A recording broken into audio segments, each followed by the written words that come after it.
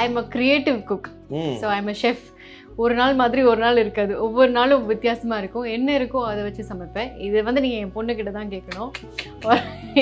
வித்தியாசமான டிஷ் சொல்லுங்க. வாழைப்பழத்தை வச்சு சூப்பராக ஒரு டிஷ் பண்ணலாம். இட்ஸ் கால் பாம் பராட்டா. பாம் மலேசியன் கியூசின்ல என்ன பண்ணோம், ஒரு சப்பாத்தி பண்ணிடணும், அதுக்கப்புறம் இன்னொரு சப்பாத்தி, 2 சப்பாத்தி பண்ணிடுங்க.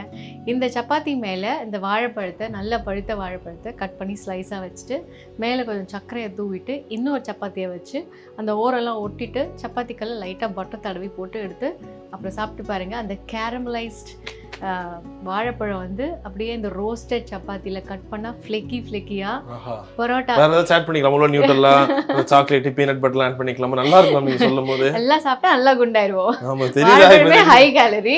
இந்த சாக்லேட் பீனட் வேற. ஆனா வாழைப்பழம் வச்சு பீனட் பட்டர் போட்டு மேல நியூட்டல்லா ஊத்தி ஒரு பட்டர் போட்டு எல்லாம் சேர்த்து சாப்பிடுவோம். அன்ஹைஜீனிக். நோ. அப்படியா? சரி, அப்ப அதுக்கு நோ. வேற என்ன நீங்க சப்பாத்திக்குள்ள போடலாம். அதுக்கு பேர் என்ன?